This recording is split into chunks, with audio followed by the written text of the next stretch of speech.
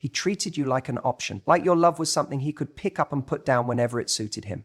And while you waited, hoping he'd finally choose you, he gave you just enough to keep you hanging on, but never enough to feel secure.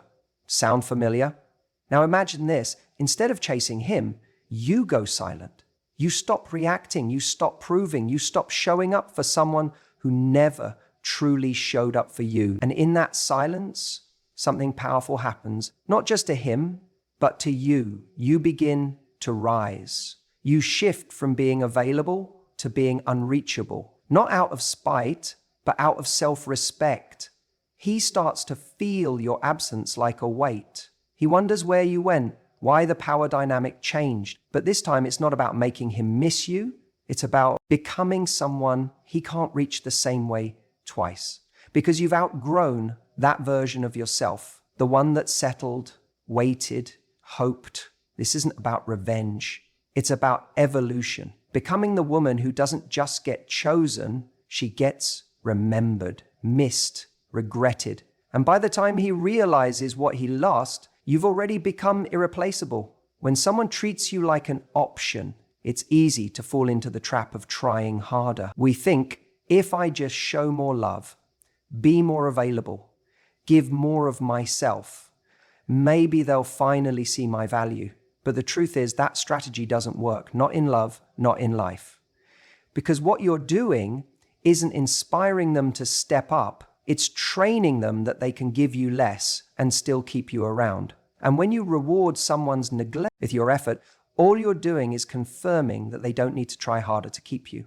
They've already won without playing the game properly. I know it's painful. I know it feels like if you pull away, you'll lose them entirely. But let me ask you something. What exactly are you afraid of losing? Because if someone only wants you when it's easy, when they don't have to invest emotionally, when they don't have to show up consistently, what do you actually have? A placeholder, a distraction, a comfort zone for them, but a prison for you. You weren't born to compete for a place in someone's life. You weren't meant to convince someone to choose you. Love isn't supposed to be a sales pitch. The more you try to prove you're worthy of their attention, the more you'll shrink yourself to fit into their half-intested version of a relationship.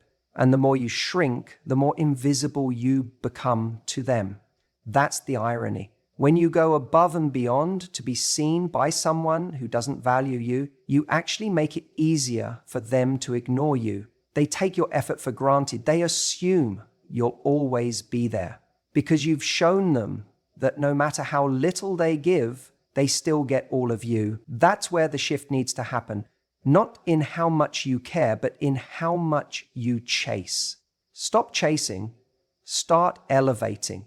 You don't need to run after anyone to prove your value. You need to rise so far above their level of effort that it becomes obvious you no longer belong in that dynamic. Elevating means realizing you have nothing to prove to someone who couldn't even match your energy. It means choosing your peace over their mixed signals. It means walking away, not because you don't care, but because you finally do, about yourself. You elevate by setting new standards, not for them, but for you. What kind of communication do you deserve? What kind of consistency are you no longer willing to live without? What kind of energy feeds your soul instead of draining it? That's the level you need to hold yourself to. Because the second you stop accepting crumbs, you create space for a full meal. You stop being an option the moment you realize you are not optional. This isn't about being cold. It's not about playing games or punishing anyone. It's about stepping into the life you were meant to live. A life where you're not begging for love, but attracting it effortlessly through your energy, your boundaries, your presence. And when someone comes along who can't rise to that level, you don't bend. You bless them from a distance and keep moving. Not because you're heartless, but because your heart finally knows its worth. And here's what's wild.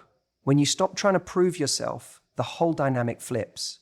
Suddenly the person who treated you like an option starts feeling the void you leave behind. They realize they no longer have access to that incredible energy, that softness, that effort you gave so freely, they start to regret, they start to notice. But by then, you've already elevated so far beyond them that their attention feels irrelevant.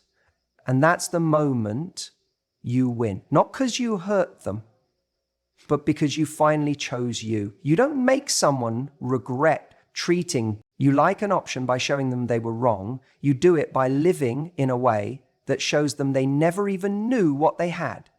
And when they look back and realize they lost someone who never needed to chase, only to be seen, they feel the weight of that loss more than any speech, argument, or silent treatment ever could. You don't need to chase love. You need to rise so far above low effort that it can't even reach you anymore. You know what happens when someone treats us like an option? We start reacting to their breadcrumbs, reacting to the mixed signals, reacting to the days they vanish and suddenly reappear like nothing happened. We find ourselves in this emotional roller coaster where we're not actually choosing anything. We're just constantly responding to whatever crumbs they decide to throw our way. And in that place, we lose our power. Because power doesn't live in reaction. Power lives in intention. Think about this. Every time you jump to reply to that late night text, every time you make yourself available after days of silence, every time you bend your plans because he suddenly decided to notice you again, you're reacting. And he feels that. He feels your emotional availability no matter how little effort he gives. And when someone can feel that you're always going to be there, regardless of how they show up, they stop valuing your presence. They don't mean to do it maliciously, but they know, consciously or not, that they don't have to give more. And they won't because they don't have to. So the shift has to be internal first. Instead of reacting, start deciding. Decide who gets your energy, your time, your space. Decide not to reply instantly, not because you're playing games, but because you're not making them the center of your world. You're living yours. Decide not to explain your silence. Decide not to send that long paragraph trying to decode the distance. Decide that you don't chase people who make you feel confused. That's not pride, that's self-command. When you're intentional, you're not caught in the loop of proving your worth. You're not trying to pull someone back in with effort they never matched to begin with. You're not hanging on to moments, trying to stretch them into meaning. You're choosing to live in clarity, not confusion. And clarity says, if someone wants to be in your life, they'll be there. If they're inconsistent, you don't need to guess. That is the message. Intentional living isn't about pretending you don't care. It's about knowing that your care has value. And when someone treats it like an option, like a convenience, like something they can come back to whenever they're bored or lonely, you take that care and redirect it inward. Not as a punishment, but as a realignment. Because here's the thing, the more you live with intention, the more magnetic you become. Why? Because people can sense when you're not waiting for them, when you're not addicted to their attention, when you're not hinging your day, your mood, your confidence on whether or not they decide to make an effort. That kind of emotional independence is rare. And trust me, it's deeply attractive. When you move out of reaction, your whole energy changes. You stop being the person on standby, waiting for a text, analyzing every word, trying to decipher emotional hieroglyphics. You become the person who knows how to walk away from confusion. You don't throw tantrums. You don't beg. You don't announce your exit. You just move quietly, powerfully. And in that silence, they feel something they haven't felt before. The consequence of losing you. Now, it's easy to tell yourself, but I don't want to play games. Good. Because this isn't a game. This is a standard. This is about refusing to be emotionally available to someone who is emotionally inconsistent. It's about recognizing that you are not a placeholder for someone else's convenience. And it's about reclaiming your emotional dignity. You don't do this hoping he'll come back. You do it so you come back to your strength, to your self-respect, to your peace. You do it so that you're not longer at the mercy of someone's half-hearted effort. You don't react to breadcrumbs, you raise your appetite. You don't lower your standards to keep someone, you maintain them to find the right someone. And here's the beautiful irony. When you stop reacting and start living intentionally, that's when they feel your absence the most. That's when the dynamic shifts. Because the silence that used to make you anxious, now it makes him question everything. He starts to realize he no longer has the same hold, that the emotional access he once took for granted has been revoked, and not with drama, not with a speech, but with grace and finality. So next time you're tempted to respond right away, to fight for clarity, to chase after mixed signals, pause. Ask yourself, am I reacting out of fear or am I choosing from power? That one moment of awareness can save you days, weeks, even years of unnecessary heartbreak. He doesn't get to decide your worth with his inconsistency. You decide your worth by what you tolerate. Choose to stop reacting. Choose to start rising. You know, one of the most overlooked forms of self-respect is removal. Not dramatic exits, not angry outbursts, not endless explanations, just quiet, graceful removal of your energy. When someone treats you like an option, what they're really doing is assuming you'll always be there. They've come to rely on your presence without appreciating it. And that's the thing about presence. It's invisible to those who assume it's permanent, but the moment you step away, something shifts, not just in the dynamic, but in their internal world. Suddenly the person who was once a given becomes a question mark. The person who was always there is now gone. That silence, that distance, it starts ringing in their ears. You don't have to send a long message. You don't have to post something cryptic. You don't have to try to get noticed, because the most powerful realization anyone can have is what they've lost when it's no longer accessible. Your emotional availability, your check-ins, your support, those things were never small. They were constant signals that someone was in their corner. And he didn't clock that value when it was right in front of him because it was easy, predictable, safe. But here's the twist. We don't realize what we had until we experience the vacuum of it, until the comfort is replaced with silence, until the constant energy is replaced with space. And that space, it speaks volumes. You don't need to spell it out for him. Your absence is the message. It's the echo of everything he overlooked. And it forces him to confront the truth without your help. Here's what happens when you remove yourself with calm, with certainty, without drama. He begins to feel the cost of what he once dismissed. That's the beginning of regret. Not when you plead, not when you cry, but when you go quiet and live. When you go silent. Not because you're playing a game, but because you've remembered who you are. You've remembered that, your time, your love, your attention, it all carries weight. And if he didn't respect it when it was his, he doesn't get to access it when he's curious. Let me say this clearly. Your silence is not passive. It's not a void. It's a statement. One that says, I no longer invest in places where I'm not valued. One that says, I've withdrawn my energy from what no longer serves me. That kind of silence isn't weakness. It's not resignation. It's the highest form of strength. It's you refusing to be baited, refusing to settle, refusing to sit and wait for a maybe. And trust me, that absence, it stings. It challenges the very ego that took you for granted. It presses on the part of him that thought you'd always be an option. And now, in the stillness, he's left to wonder. Who has her attention now? Why isn't she responding? Is she done for good? That's the storm that brews when someone finally realizes they weren't dealing with someone desperate. They were dealing with someone devoted.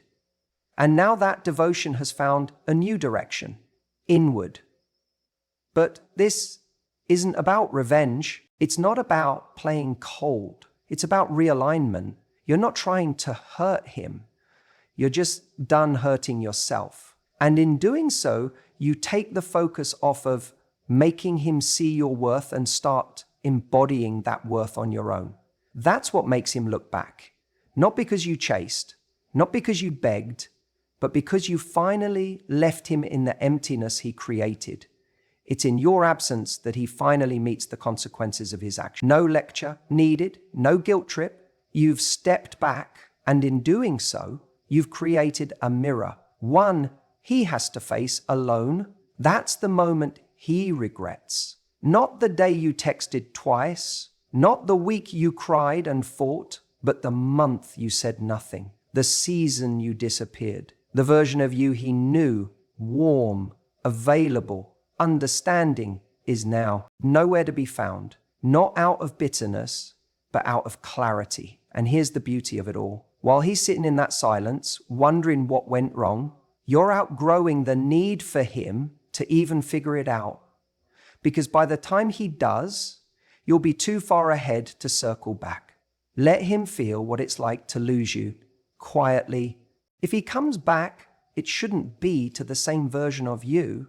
That version of you, the one who waited for a text, who overanalyzed every message, who accepted inconsistency and called it love, that version is gone. Or at least, she's in the process of evolving. Because when someone treats you like an option, and you finally decide you're done being on standby for their moments of convenience, there's a quiet transformation that begins. It's not loud, it's not dramatic, but it's real. And it starts with the decision to no longer be accessible in the same way. You see, people repeat behaviors that work for them. If he could dip in and out of your life, send the occasional miss you text, act hot and cold, and still keep you emotionally tethered, that's exactly what he'll keep doing. Why? Because it works. Because every time he felt unsure about you or bored or lonely, you were still there. And not just physically, you were emotionally available, still hopeful, still waiting, still handing out chances like candy to someone who never earned them. But the moment you decide no more, everything shifts. The rules of engagement change, not out of spite, not out of manipulation, but out of self-preservation, out of finally choosing your peace over the chaos he brought. Now here's the hard part, the part most people struggle with. When he reaches back out, and he will, maybe not right away, maybe not in the way you expected, but when he does, you have to remember, he's reaching out to the version of you that used to let him back in. He's betting that you're still in the same emotional place. He's counting on you still having the same buttons to push, the same feelings to reactivate, the same door unlocked. But what if that door is different now? What if he comes back and finds a woman who no longer needs his attention to feel validated, who no longer confuses his occasional interest for genuine commitment?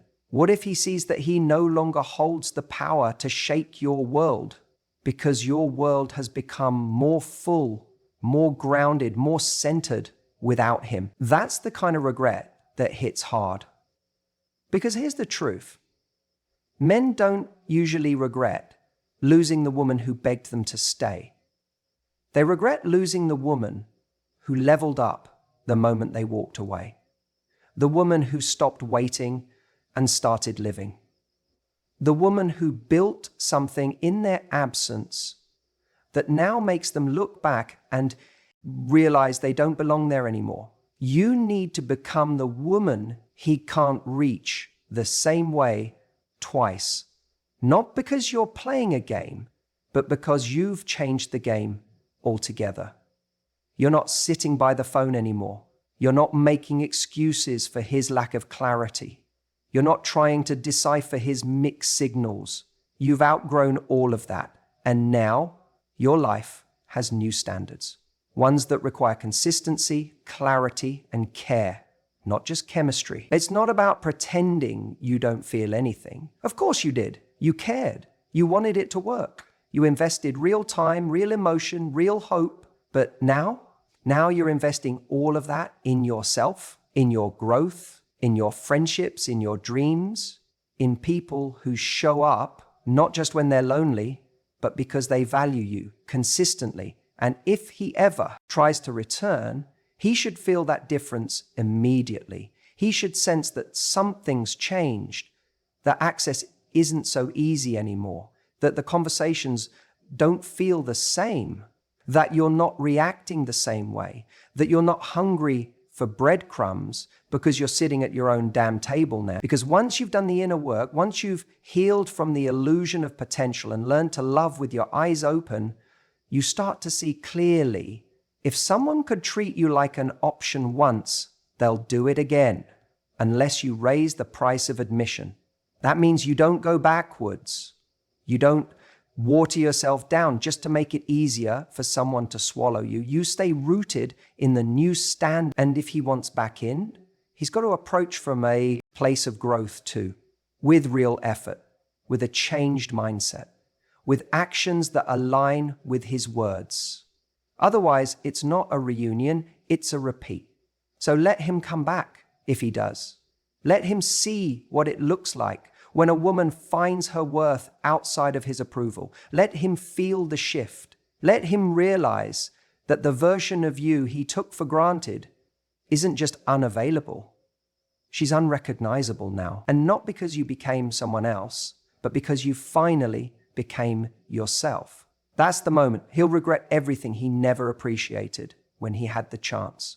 You know, silence gets misunderstood. A lot of people think silence means you're giving up, that you're weak, that you don't know what to say, or that you're avoiding confrontation.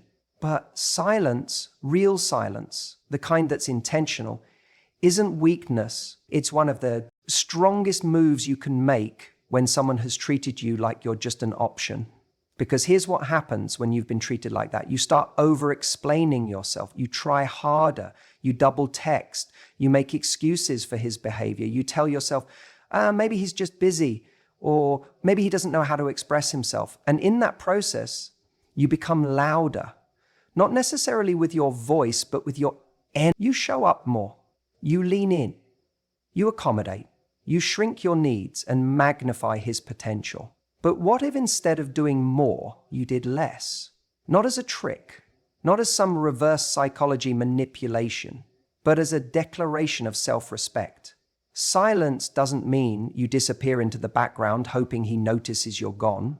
It means you finally realize that talking, explaining, and defending yourself to someone who isn't even trying to understand is draining your life force. And instead of bleeding energy into that void, you choose to protect it. When you stop replying instantly, when you don't initiate that next conversation, when you don't remind him what he's missing, you actually create the most powerful shift possible. You turn the spotlight away from him and shine it on yourself. And guess what happens? He feels it. Not always right away, but he does.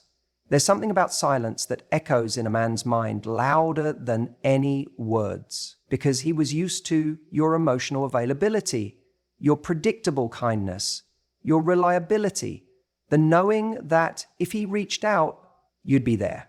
And now, you're not.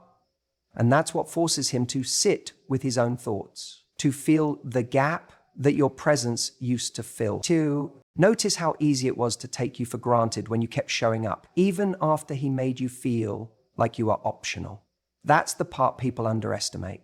Silence isn't passive. It's not just the absence of sound. It's the presence of self-control. It's what happens when you decide, I don't need to prove anything anymore. I'm not fighting for a seat at a table that doesn't value me. And let me be clear, this isn't about being cold or punishing. It's about reclaiming your power.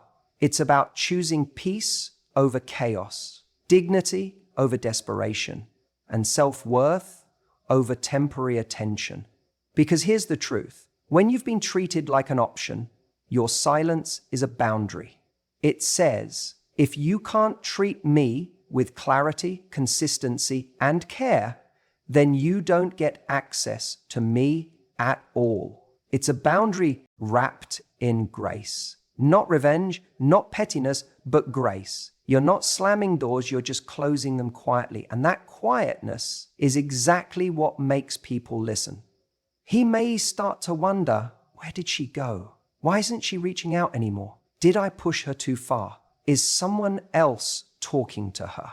His mind will spiral, not because you manipulated the situation, but because he finally has to deal with the consequences of not valuing you when he had you. And here's the best part.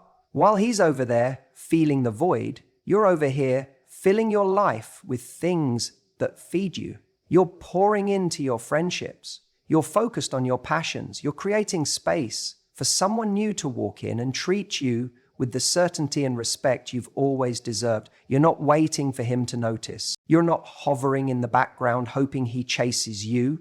You're simply living louder than ever in the silence of no longer entertaining someone who couldn't see your worth when it was right in front of him. So no, silence isn't weakness.